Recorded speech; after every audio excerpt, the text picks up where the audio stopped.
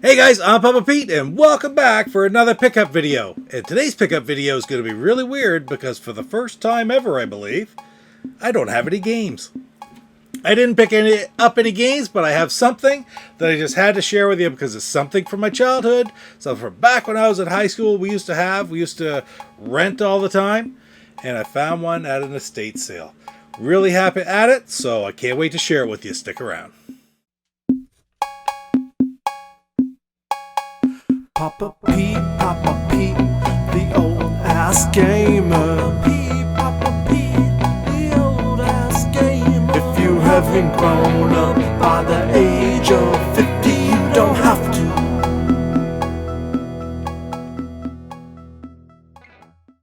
So before we get to the big pickup today, joined by Treacle here. She's getting a little rambunctious. I think she'll probably leave the basket here before we get through. But I am going to share another great craft brew, Summer Love Dry Hop Sour Ale. It's by Boxing Rock from Shelburne, Nova Scotia. I've just done some other beers by Boxing Rock, and I've never tried this one before. So I'm really looking forward to it. It's a little late in the season, I think, for the Summer Love. But what do you think? You like Summer Love there, kitty cat, huh? Treacle's 13 years old, so she's not a young spring chicken here. She's our oldest cat, actually. But she really likes sitting there in the basket. Nice and warm in here above the computer. She likes places that are warm. Now I'm going to drink this out of my Expos mug for OEB Pete. Sociable. Here we go. Let's try it. Oh, it's got a nice aroma. Oh, and a very nice flavor. It's sour. Dry hopped sour ale, Summer Love by Boxing Rock, Shelburne, Nova Scotia. It's really good. Hopefully it's a seasonal that comes back every year. Maybe they'll have it again next year. We'll try it again. But in the meantime, right on. Okay, so what could be so neat that I'm going to have a pickup video with no games? The other day I was talking to some friends of ours who were cleaning out a family home, and they had this piece of hardware, for lack of a better term, that they knew I was into things like the old electronics and video games and movies and all this stuff. And they said that this had been packed away for 35 years and hadn't been used. They really expected that it worked just fine. I don't know. I don't really care if it works or not. I just knew that I had to have it.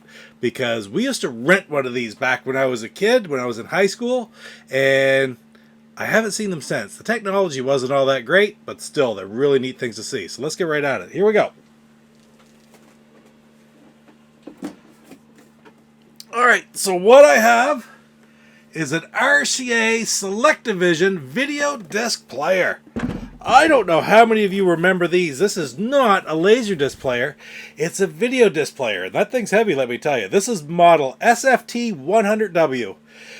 One of the very first models, and I can remember back in the day, of course, used to go and rent the big square movies. Well, hey, I got a bunch of movies with it, so let's just start going through those too. Video discs. You see the entertainment you really want when you want. Uninterrupted, with a picture that's bright, sharp. You've just got to see it. Right now, your RCA Video Disc dealer has this remarkable machine for less than $500. So hurry down to his showroom for a demonstration of the RCA Video Disc player. It's going to change the way you watch television.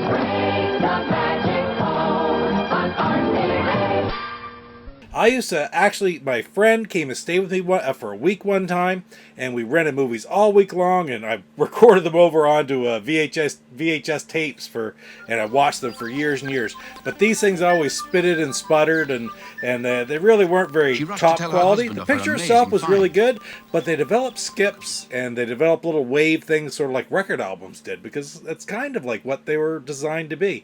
They were more like record albums than anything else. They really weren't laser discs or DVDs or anything like that. It was before that technology.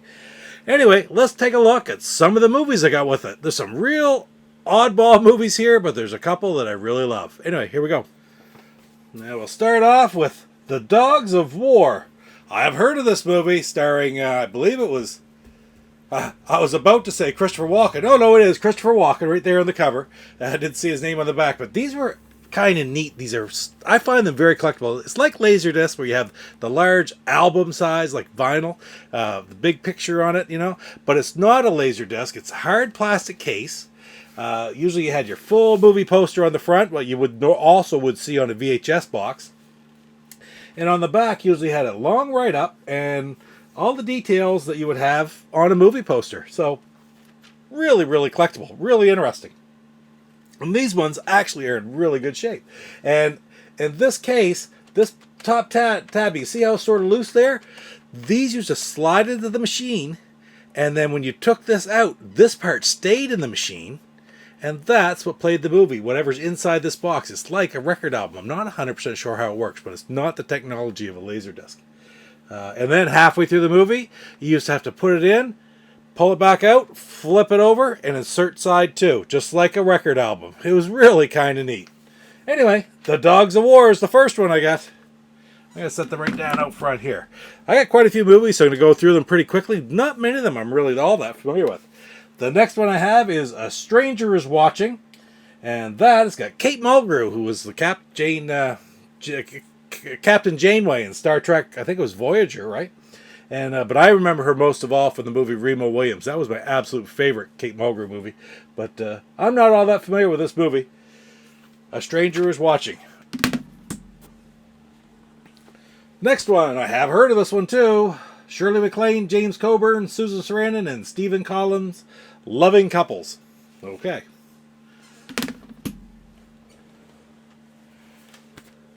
I have not heard of this, I don't believe, called Metal Storm, The Destruction of Jared Sin. And it looks like a really interesting, sort of unheard of sci-fi movie from the 80s. There were so many of them made in that day. I've heard of most of them, it seems, but I'm not familiar at all with this one. A little bit different too, because it's in a blue case, even though the actual part that's attached to the disc itself that stays in the machine is still white. Anyway, I can't wait to watch that one. That one's going to be interesting because I'm not familiar with that movie. And I love old sci-fi movies like that. Here's one, Tommy Lee Jones, Black Moon Rising. It's also got Linda Hamilton from the Terminator movies in it. So, one of her earliest movies, I would say. I'm not familiar with that one at all. Have to watch that sometime. This one I'm familiar with, but I don't know that I really want to watch it too much. Staying Alive. I think I've actually seen it. The sequel to Saturday Night Fever. I'm not a big Saturday Night Fever fan, even though it was a really popular movie back in the day. A really highly rated movie. I never really just sort of didn't get it. And this, of course, didn't really have as much... it wasn't as critically acclaimed by any stretch of the imagination. But still, really neat and collectible video disc. This movie is highly underrated. If you've never seen this movie, I recommend you go out some way, find it, and watch it. And it's called Valley Girl. It came out, I can remember watching it at the movies is what it was called. At the Movies with Siskel and Ebert. I used to watch that show faithfully. And this was a sleeper hit that they both gave 2 thumbs up to back in the day. And it starred a couple of new people. It had some great 80s music, but a couple of new people on the scene.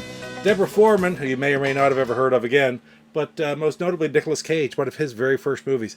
And it's a really interesting movie about life, out in L.A. Really worth watching. This movie is an all-time classic. I'm sorry. It's just hilarious. I don't know if you've seen these ones or not, but it's The Pink Panther Strikes Again. It's the only one of the Pink Panther movies that's in this lot. I'll say that right now, but it seems to me this is the one that I like the most. It was... I don't know. As they went on, they became more and more slapstick than the first one. And Inspector Clouseau, I mean, yeah, it's just funny. If you haven't gone back to watch those old movies, totally worth it. Next up, again, one I'm not really familiar with, but Donald Sutherland and Suzanne Summers in Nothing Personal. Orion Films. I remember Orion from back in the day. Of course, they're gone now, but I don't know. Interesting movie. Nothing Personal.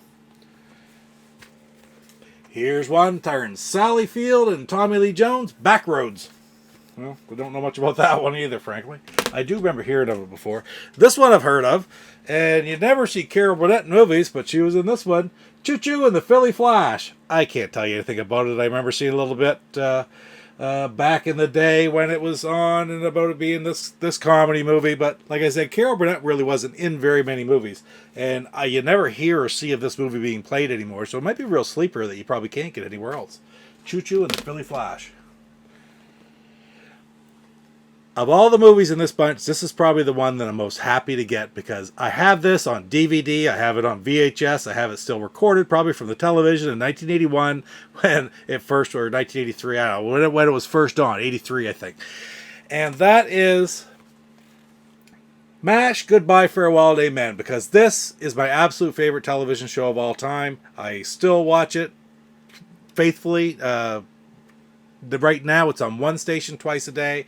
I always have them recording, and I just watch my way through it little by little. I feel like I'm doing something in the kitchen or whatever like that. I'll put on an episode of MASH while I'm doing it. I love the show, and I just find it, I really am very happy to have this collectible piece for my MASH collection. I don't really have a MASH collection, but I just love anything to do with MASH. So to have this in that lot, it was beautiful. Now the next batch are all double discs because some movies, there was only so much I could put on one side of one of these discs. So a lot of movies had to have, I got them all mixed up here. A lot of movies had to have two discs. For example, there's Silkwood. Long enough movie. I remember going to the theater and seeing this with my mother, I think, a long time ago, like 1982 or 83. Very, very highly rated movie. Meryl Streep was just starting out. She had just done Kramer versus Kramer. Young Kurt Russell, young Cher in it. It's actually a very good movie. I haven't seen it probably since the 80s, but I really did like it back in the day. Here's an all-time classic. I mean, it doesn't... there you go. Cleopatra, starring Elizabeth Taylor. And I've never watched this movie, but I should sit down, hook this thing up, and just sit and watch it someday. Because I don't know how long it is. It seems to me it's a super long movie. I don't know if it says. 240 minutes, so 4 hours long. Crazy, crazy. Cleopatra. Here is another one that's an all-time old-day classic. Peter O'Toole and Katharine Hepburn in The Lion and Winter. I'm not going to tell you a lot about that either, but anything with Katharine Hepburn, actually, I loved her in On Golden Pond. That was like the only movie that was big that she made in my day and age. And I actually just watched it a couple weeks ago, sort of just by coincidence before I got this. So really happy to sort of check that out, try to learn a little bit more about it. Now, here's a movie that I went to see when I was a kid at the drive-in theater. I've talked about it before in some of my videos that I went to the drive-in. My brother-in-law and my sister took me to see it, and I was scared to live with Jesus. They told me there was a big giant gorilla going to come out of the woods of the drive-in. But it is King Kong. It's the version from the 70s, Dino De Laurentiis, starring Jeff Bridges, Jessica Lange, and of course Charles Grodin is... I love Charles Grodin. He was just the bad guy and everything, just one of these obnoxious people. But the thing I like about it the most, you don't see it anymore, is this version of the movie poster, because I love this version of the movie poster. The DVD I do have doesn't have it, and very rarely do you see this actual artwork, especially with it being on the World Trade Center. But anyway, 2-disc set, King Kong, wonderful. So happy to have it. And last but not least, coincidentally, in memory of Mr. Sean Connery, Sir Sean Connery, is a copy, 2 discs, The Man Who Would Be King, starring Sean Connery and Michael Caine.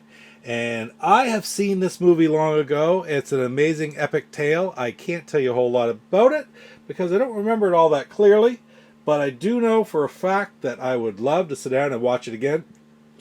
I would love to sit down and watch it again because it's just one of these... it's by John Huston as the director, and it's just an epic tale of ancient war times in the Middle East. So really happy to have that. So this is great. What a great stack of movies and a wonderful machine. But now the question is, does it work? Let's find out. Well, guys, let's try it out. I don't know if it's going to work. I certainly hope that it does. But I got it hooked up. I got it plugged in over there. It's run by just an RG6 cable to the coax on the back of this old TV. I decided to try it on my old CRT because, of course, that's what I would have had back in the day. So, knock on wood. Let's hope it works, all right? I've been looking at it, if I remember, you put it down. Oh, it comes on. That's a good sign. With an L. I push it down to load, unload. This is where the disc is in here. It says side 1 on that side. So I insert this into the front. If I can get it. There it is. Push it as far as it will go. You still can hold a little handle here. And if you pull out, look, there's nothing left. It left that whole section, including the disc, inside the machine. Then you take this and you only put it up as far as play. It's making noise. That's a good sign. I can feel it moving. Come up with a 0. It's looking good. CBS Fox, a little bit of color distortion. Man, if you don't get some color issues with this, I don't believe it, you know, because they used to skip and jump back in the day. You'd go rent them fresh and they'd skip and jump. 20th Century Fox. Looks to me like it's going to work. I don't know how good a quality the picture's going to be. MASH, goodbye, farewell, and amen.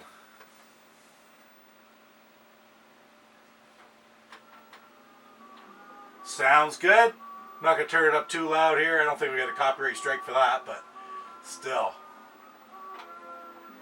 That is awesome. Alright, let's try a different disc just to make sure. Before I try the other disc, let's look at some of the features at the front. It's got rapid access and it's got visual search as well as pause. What happens when we hit pause? No, nothing on the screen, but it just pauses the movie. And the P comes up on the screen. Notice it says right here, side 1 as well. Unpause. Picks right back up. Little glitch, but that's alright. Okay, so then you got rapid access. Forward and backward. Play times at 7. Nothing on the screen. I'm skipping ahead to 18 minutes in. 19 minutes in. There it is. Now let's look at visual search. We'll go forward to the visual search. Oh yeah, look at that. Just goes fast. That actually is really good. That's a lot better picture than a VCR would do back in that day. Wow. So cool. Alright. So I'm going to shut it down. And we're going to try a different disc. So I'll go back down to load. There's no stop on it. Just load, unload. And it opens up the little door here in the front. I'm going to come around so I can get straight in here. And you insert the whole way in. That's all there is to it. When I pull it out, it should take the disc right out with it. And there it is. Look, you can see this top part right here. And that's the disc. So now, just to make sure, let's put in King Kong. I love this poster. I've got it on DVD. I saw it at the drive-in back in the day, like when I was really young, like 10 years old. Scared living, but Jesus said, let me tell you the truth. And but I love that poster. That's a nice one. So, oh, yeah, I am. I'm on load, unload. Insert it in the whole way. Pull this back out. The disc is gone. Let's put it back up to play. What do we got?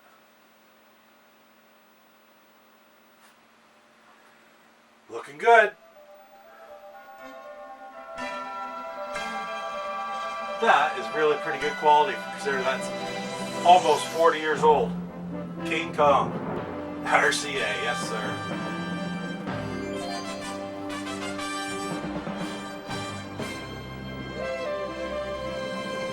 Nice. I really like it. Just love this blast from the past. There it is, guys. 8 minutes into it.